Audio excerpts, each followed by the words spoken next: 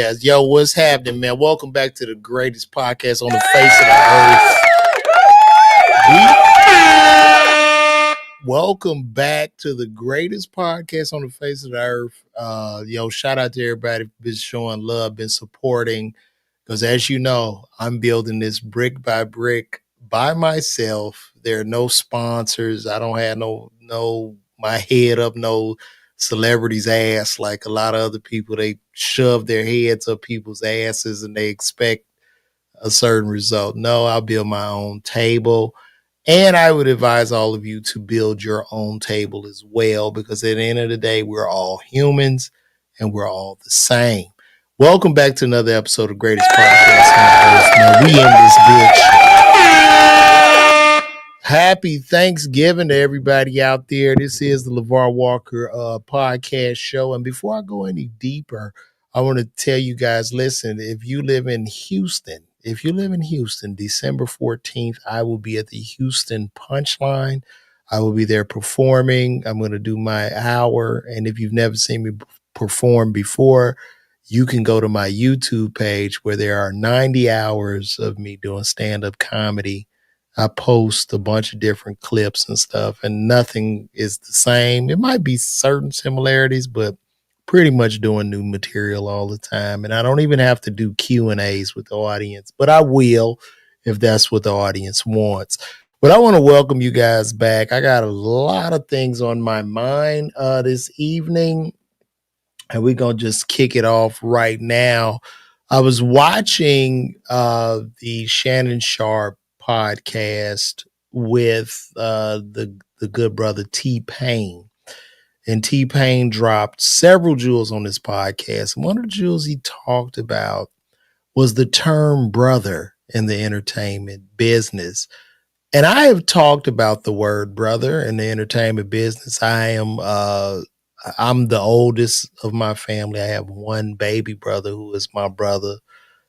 But the term brother, as it relates to entertainment, it's all fake. It's fake as fuck.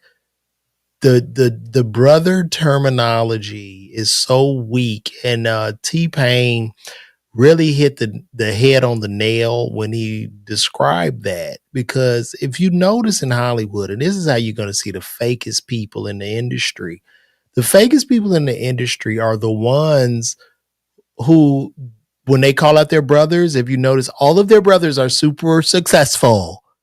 Every brother is hot. Every brother is on fire. There's their brother. They're full of shit. If you having weddings full of super successful, on fire brothers, you're full of shit. Like, we got to keep the realness in the game at this point. Hopefully you guys can see me. I hope this thing isn't timing out. But yeah, the terminology brother in Hollywood is fake as fuck. It's just one big lie.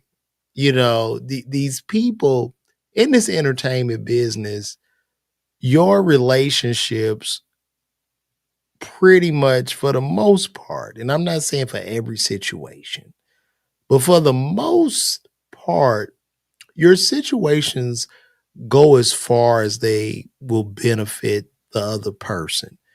Now, that's not 100%, but that's about 95% in the business of entertainment. Because if a guy is toxic or he's had some issue, not necessarily with you, like if the guy, let's just take for instance, when I had the Mike Epps incident, which everybody knows about, when that first happened to me, I was ostracized. People were acting funny and shit. I was no longer a brother because I guess they felt like, they could go on the road with them or some shit like that. And all of those guys that talk shit, they're all losing. They don't have career. They're just whack as fuck. But that's just the game. And that was a blessing for me because it opened my third eye to the industry. My loyalty is to my family and to my fans and people. And I don't even consider fans, but my family and my extended family, which is the people that support me. And I would advise anybody that's in the entertainment industry or whatever journey you're on, whatever progress you're looking for, is to go the route of where people love you, where you feel genuine love, where you feel accepted. There is no need to try to seek out acceptance or to fight for to be liked and all that shit. Just if somebody don't like you, fuck them. You move on and you keep it going. And shout out to TPAIN for saying,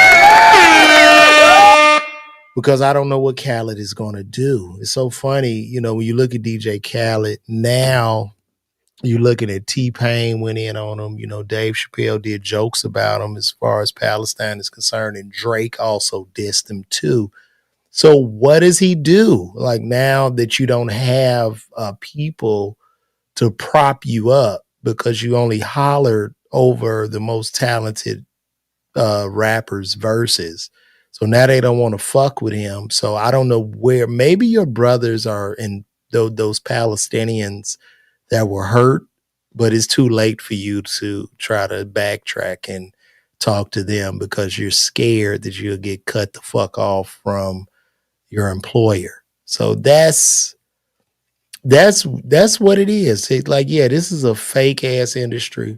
Like I got into comedy because I love comedy and because I believe it's an anointing, it's a calling on my life. And I don't really like to be a pastor or nothing like that. But God told me to walk this path. Now, of course, I'm still a pharmacist with an active license. I can always, hit a quick eject button and be okay. You know what I mean? I know that we're dealing in times that are uncertain with artificial intelligence, things of that like, but I'm walking on a path. And as I walk on that path, you guys make sure you get those tickets. You can scan this QR code right here where I'm talking to you at, and you can get those tickets to see me live in Houston. Tickets are really moving. So please don't forget about those tickets. But he was telling the truth. I loved everything T-Pain had to say. And I'm going to say this too about T-Pain. T-Pain's super talented. And when T-Pain had the industry in a chokehold with the where he was using what's the machine, y'all, that like kind of alter your voice? What do they call that? What's that machine, bro? I'm not going in. I'm just calling out a man that won't take up for his own people. I'm indifferent to that situation though. But what's that machine? What's the machine? Auto-tune. Yes, thank you, Alexander. So T-Pain had the industry in a chokehold with the auto-tune. T-Pain's super talented. People hated on T-Pain and it came from Hove. And I think T-Pain, when he heard that from Hove, he was young, he was green, and he stopped. Where that's really a signal to keep going. So to any of you out there, if you see that person you look up to and they trying to shit on you and they say, don't do that no more, that is what you actually do because they feel threatened by it. And if T-Pain, I think T-Pain should have 10 times, he should have tripled down or a 100x'd auto-tune and just stayed on top. But he's a good brother. Matter of fact, little history here. The subdivision that I live in, T-Pain bought his mama a house. Well, he lived in that house and then gave his mama that house in this subdivision. And that was like, shit, 03, 04, something like that. So shout out to him, man. So much going on, man. I saw that 50 Cent is about to put out this documentary on Diddy. And I'm going to say this, like, I don't know their situation. It seems like 50 is a little upset because Diddy was messing with 50's baby moms, Daphne Joy, and also paying his baby mother's rent. But why are you mad? Like, if that's your baby mom's and she just out here in the field and you didn't care nothing about it, you wasn't helping her, you should be happy that the man put your baby moms up and she didn't go back to get your ass in child support or whatever she had to do. So Diddy was basically taking care of this woman while they were, having their escapades, as freaky as they may be. But now 50 Cent is doing this documentary, not on his network, but on Netflix. So this is the thing. This is a black mogul tearing down another black mogul. And who is benefiting in the name of profit? It is people outside of the culture who will benefit from this shit the most. And it's quite nasty work. I know a lot of black people, you want to protest, you want to hold hands, you want to call the man is this, the man is that. But what is 50 doing in this situation? In this situation is horrible. You know what I mean? Because we saw the trial. If you all saw the trial, there were no young girls. There were no children. This was a trial about consenting adults. Was he wrong for putting his hands on the lady? Absolutely, he was wrong. But the whole trial was about consenting adults. The jury found him not guilty on the most serious charges. However, the judge came back in, and to show you how this system works and how nasty this system is, the judge convicted this man. The judge made the sentence 5 years based off Diddy, I guess, being able to coerce or to be abusive. However, on those charges in the original case, the jury found him not guilty on the things that they gave him the actual time on. So as far as this documentary is concerned, coming from 50, I don't know where he's trying to go. I think it'll only help Diddy in the long run. I think it's nasty. Dame Dash had talked about it, and I have to agree with Dame Dash in this particular instance. This shit is nasty work. And, if he's supposed to be some type of street nigga or whatever, because I'm not no street nigga, I will call the police, sue, I will tell. I don't give a fuck. That's who I am, right? I don't claim street shit. But for this guy who's this gangster rapper to do this, it's diabolical on an unprecedented scale, and nobody wants to say shit. I don't want to work for him, so I'm gonna call the shit out. I don't give a fuck. You know what I mean? And furthermore, this whole thing about television and movies, that shit is dead. Hollywood is dead. And I don't know why people don't see this shit. It don't fucking matter. Yeah, he got a film. Somebody got a film. Who's gonna watch it? Who's watching it? Nobody's watching none of this shit out here. Let's just keep it a bean. I see this. I know people with millions of television shows, movies, can't sell no tickets in the comedy clubs. This is just the truth. So who gives a fuck? They got all these goddamn studios. They open it. Nigga, don't nobody care, because people are watching idiots like me do these live streams and drink wine. That's what's happening now. It doesn't matter. The industry is on its back. The shit is over with. It's been disrupted on an unprecedented level, and it will continuously decline. So if you a comic, whoever you are, just know you are the business. You're going to have to take the risk. You're going to have to do everything within your power to sustain. And that's just where we are right now. It's either that or become a plumber, get your HVAC, and keep it moving. But as far as the 50 Cent Diddy thing, I don't agree. I think it's nasty fucking work. And it's just, it's not needed. I don't think it's needed. Him putting his hands on that girl, was that ugly? Yes, that's very, very ugly. That's nasty. I don't condone domestic violence. However, domestic violence never got a man almost a life sentence at the end of the day. So that's what it is. That's my feelings on that. And it's just so much going on. I saw the Princess Love Ray J thing. Somebody call Ray J. He needs, I don't know if Ray J's on drugs, or is it drugs? It's a mix of attention. I don't know what's going on, but he needs to stop. He needs to stop. He pulled a gun on his baby mom, in front of the children on a live stream. I don't know the purpose of that, and he's also banned from Twitch. So that is a whole money generating thing that's just dead, and they're gonna end up. I mean, I don't know if you can still get on YouTube, but that'll probably stop as well because they all do it across the board. But Ray J, bro, you gotta figure that shit out, bro. Like, you know what I'm saying? Good wine. And if anybody, any celebrity see this, you become offended, you a tough nigga, I will sue and call the police. I have to keep continuously putting that out because I need you guys to give me the same respect you do those white boys.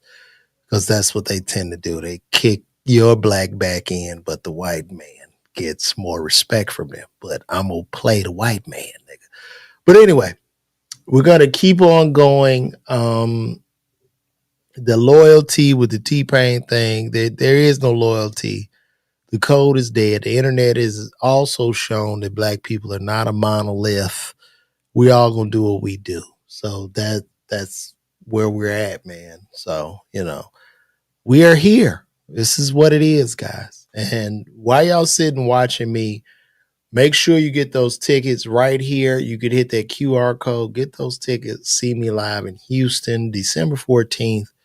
I'll be at the Punchline. And shout out to everybody on YouTube who's been watching the progression and watching the stand-ups. We had 81,000 subscribers. We had 81,000 subscribers. You said, what are you saying? We got somebody talking. Chanel Forbes, what did T-Pain not say? He didn't say fuck Khaled. Is that what you're saying? He didn't say that?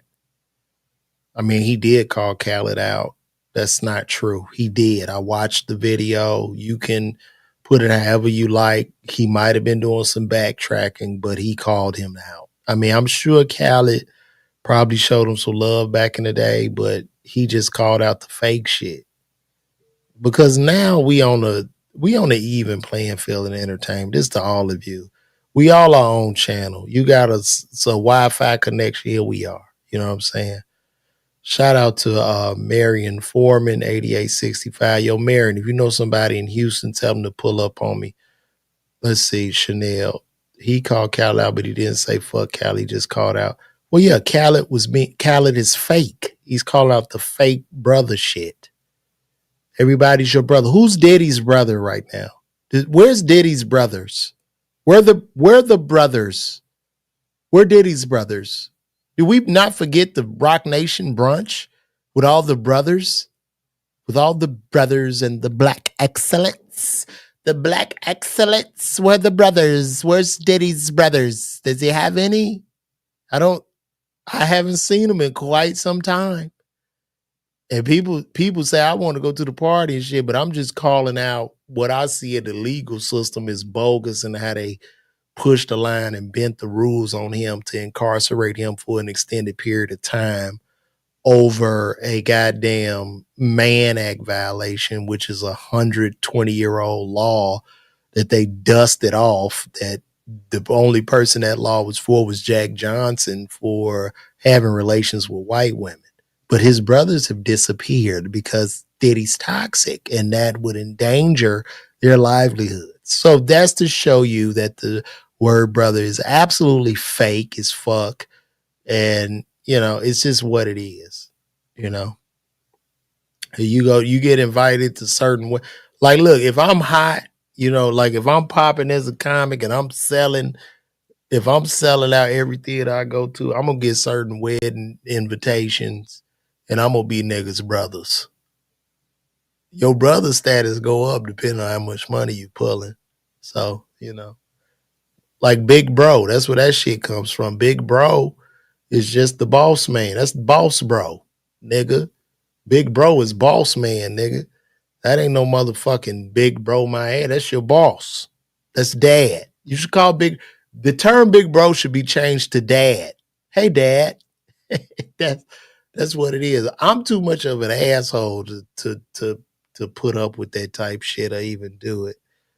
So, well, I think in a way you say Master Splinter.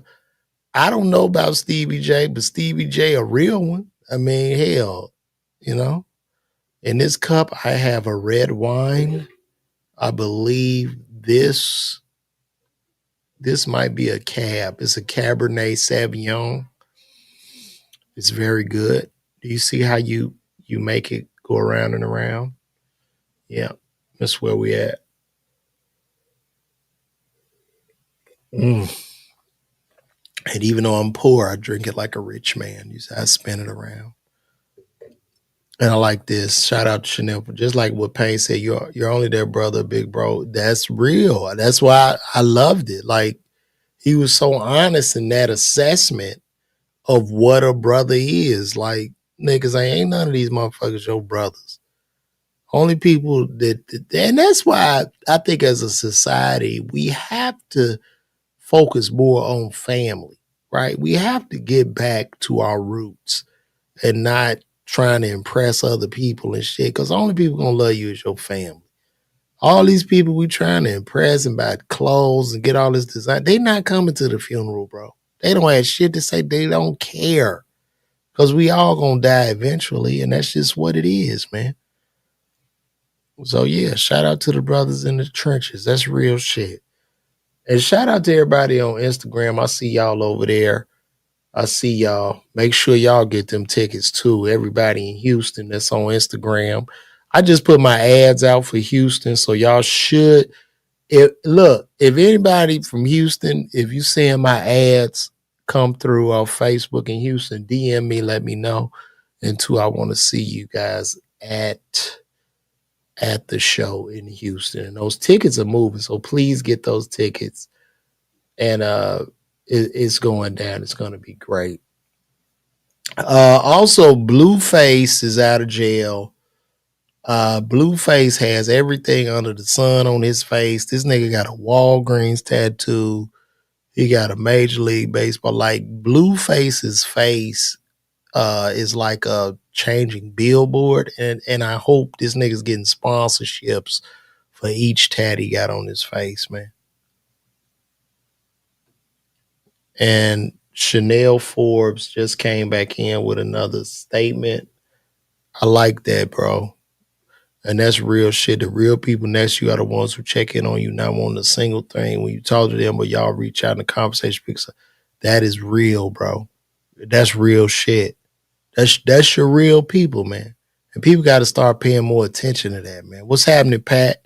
Patrick Deshawn, shout out to Patrick, man. Appreciate you pulling up, bro.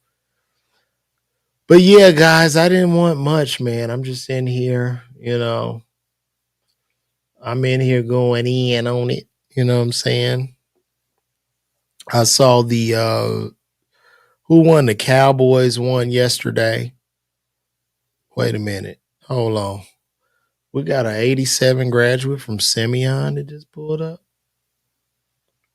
Let me see. Oh yeah, shout out.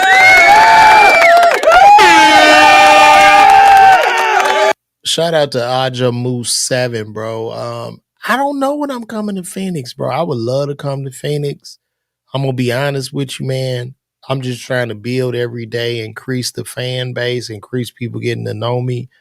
And so I have a demand in these markets because in every city I go to, y'all, I keep it a being. I have to eat what I kill.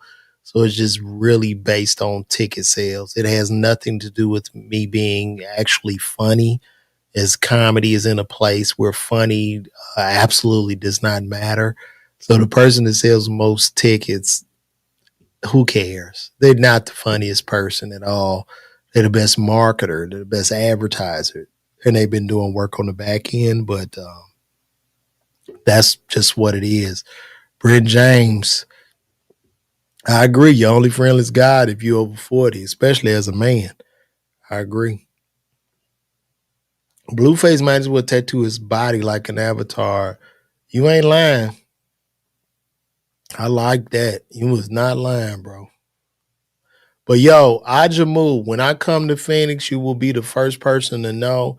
And if y'all want to know where I'm at, please sign up on my email list. You can go to lavarwalker.me. And another way you guys can sign up, matter of fact, I'm going to put a link in here. This is what I want y'all to sign up for. It's really my fan bridge account. Uh, is that it? Is it fan bridge? No, band. I'm sorry, bands in town.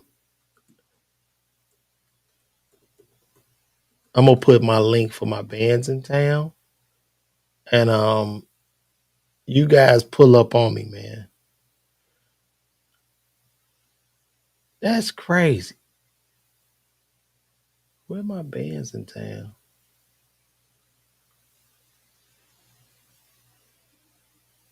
Yeah, let me put that in there. If y'all follow me here, and I'm gonna put this in here. If y'all could go, just everybody follow me at bands in town. You'll never miss a show. So if y'all click that link, and I put it up there, and also I'll run a banner for it.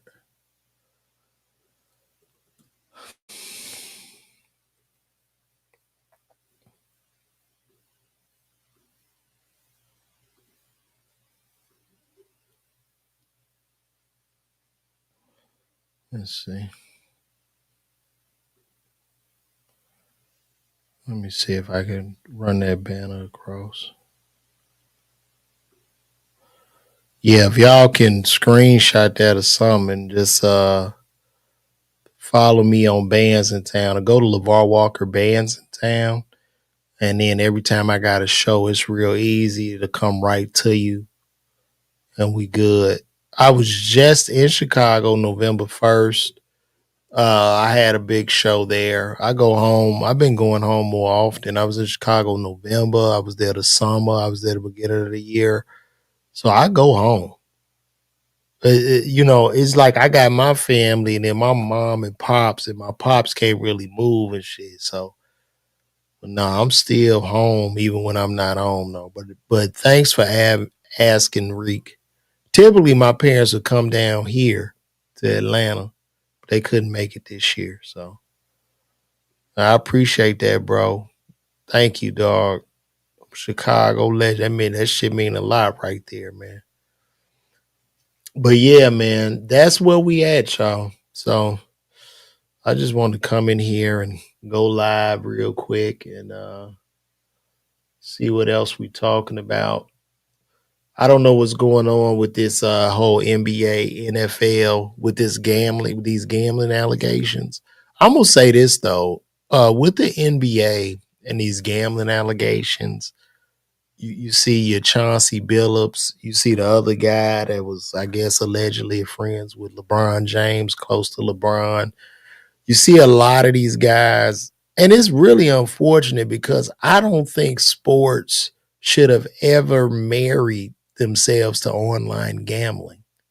That is the worst shit ever. Like, these commissioners have married themselves or gotten into bed with online gambling, and then you want to tell players, well, yeah, y'all gotta play, but you guys can't gamble on yourselves. It's really disgusting. Like they like, how do you do that? Especially if a guy, when you're looking at these professional ball players, they probably got the issues they have financially are typically back taxes, child support, lawsuits, shit like that. And if a guy got the chance where he could probably make him 2 or 3 million in a game, he's gonna do it. And y'all have allowed that. So to these sports teams and these betting players, y'all need to make a decision. You can't straddle the fence with sports betting. You just can't. And then as a league, what they want to do is point a finger and destroy the players, and just blame everything on the players. But it's the league's fault as well because you're allowing that shit. It shouldn't even be allowed. Like, I can understand when they got to go totally underground, but it's crazy. Oh, shout out to yo. Thank you, Marion, for me. Yes, it was standing room, and I will be back in Baltimore. I'm going to be the first headliner of the year in Baltimore. I'll be back at the Baltimore Comedy Factory January 2nd through the 4th. So you guys get those tickets, man. It's going to be crazy. You know what I'm saying? And Reek, I agree. Like it should be only to be able to gamble in Vegas or something. Like it needs to be a way where it's difficult. But hell, if I'm out there playing and I need some money, I'm like, yo, man, run this parlay. This is what I'm gonna do. I'm gonna score 20. I'm getting the fuck out the game. I'm gonna give you some money to put down. Like that's just what it is. And I mean, for these people to act aloof is crazy to me. But I think LeBron is gonna have to watch his back. I really think they're gonna set LeBron up or do some shit and really try to sandbag LeBron James over this. I really believe that. I really believe that. You know what I'm saying? Like they're gonna use this situation as a way to get rid of LeBron, you know, because I know he's retiring, but you want to totally uh you want to save the league, but you need a fall guy. And no bigger fall guy would be than LeBron. So LeBron's gonna have to watch himself and be very, very careful because I believe in LeBron's retirement, the league is getting ready to sandbag LeBron James.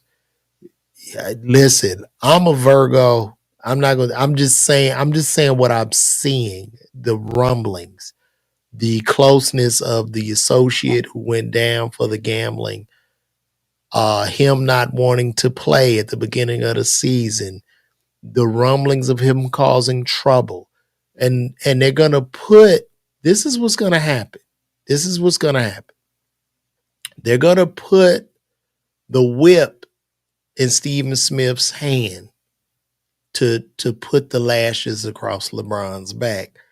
I'm seeing this in real time. I don't know if people are not paying attention, but this shit is going to happen, bro. Like, I'm seeing this shit. So get prepared for 2027. They're going to try to air all of the dirty laundry of LeBron James because they want to clean up the league and they want to make him the fall guy. So I would say to his people, LeBron, prepare for that shit. You need to be making some real chess moves. And also, too, a lot of it will go to the fact that LeBron tried to start an international basketball league. He's tried to start a women's league. He's tried to become their direct competition. And when I tell you these corporate entities play very, very fucking dirty, you can go ask Diddy. So I'm not going to drink the Kool-Aid. I'm not going to drink the Kool-Aid, but I'm going to say that. You say I look high, bro, you look super high. I don't know if you're saying the fact. I'm not reading their ass scripture. I'm just talking from the dome, bro. But I'm just drinking wine. I'm not high. But this is real shit. But thank you, June. It's always two sides of the 2702. You got a long ass YouTube name, bro. This nigga name is June is always two sides of the 2702. But no, that's real. I'm just calling what I see, bro. You know what I'm saying? But shout out to him. Shout out to you, bro. But that's real. I'm just drinking wine. And y'all saying I look high. Do I look high, y'all? Do I look high to y'all? Let me look on Instagram. Hey, IG, do I look high? I ain't had nothing but some wine. I mean, my eyes are always look kind of sleepy and shit, but I've always had the bags under my eyes. I try to cover it up like in post, like I use a filter because I'm gonna go get me a lower lid blepharoplasty. I'm probably gonna go to Turkey and get that shit done. That boy Maurice, I don't look high. Do I look high? Man, thank you, bro. I appreciate it. I appreciate that. Bro, he say, I didn't know you touched the reefer. You stupid. Let me see what Chanel. I mean, as far as sports betting thing, what happened to money on the floor? Top of that, I barely see the difference between stock. Nigga, it ain't no difference, nigga. They just corporatize money on the floor and betting. That's all. That's all. And we gonna pay the price for that shit. That's how they do. It's all a plan, bro. All that shit a plan. So I would just tell everybody to be prepared. But please get those tickets. Hit that link, hit this QR code and get those tickets. Cause I'm coming on here and doing all this shit to sell tickets to these shows. That boy Maurice, I appreciate that, bro. Y'all say it's the glasses.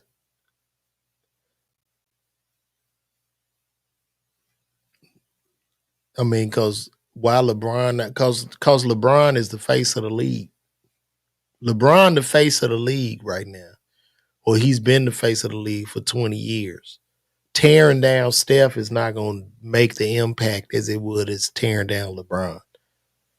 So I'm sorry. I'm seeing this shit. And y'all going to come back to this video and be like, LeVar wasn't lying. I'm seeing it. It's just like I'm watching this collision in slow motion or something. So, yeah, man. Yeah.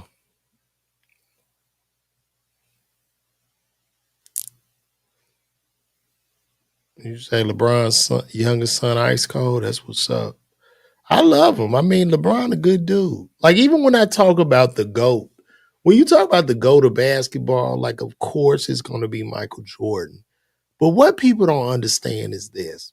When you look at all the accolades of Michael Jordan and everything he did and how he entertained us and the level of entertainment he had, there was a big price to pay with that.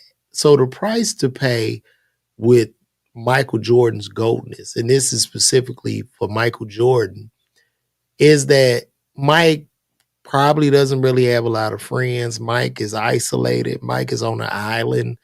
And Mike has a sickness. Like, that's a sick. To be Michael Jordan is a sickness. To be Kobe is a sickness. They both have a sickness. Now, as far as physical ability, stature, and if LeBron had that sickness, if LeBron had the same sickness of Mike and Kobe, he would be head and shoulders above them based off his athleticism, his size, his stature, all of that. He would be, but he doesn't. He doesn't have the sickness. And that sickness is not always a good thing. That sickness is ice cold, it's emotionless, it's I will kill my mama to win. I don't want friends. Fuck my family, the children. This is what it is. Absolutely, the team hated Mike was an asshole, bro. But we loved it. I loved it. I loved it. So that's what it is. But guys, I'm gonna get out of here. I hope you guys enjoyed this. We did 40 minutes today. This is great. But get those tickets, man. Houston, I'm on the way. We got the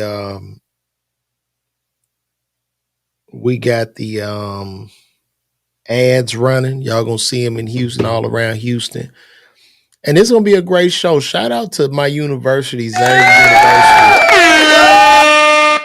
Everybody in Xavier University, I've been seeing the whole university showing love. All my alumni members, man, been showing so much love getting those tickets. I appreciate it. And it's gonna be up, y'all. And it's going down. So I appreciate y'all. Love y'all. I'm gonna try to do this every day as I've been doing it. I just did something with AI. Maybe it could be my showrunner and help me because I'm 100% independent. And we're going to keep it rocking and rolling. But love all of y'all, man. Appreciate y'all taking this time out to check me out.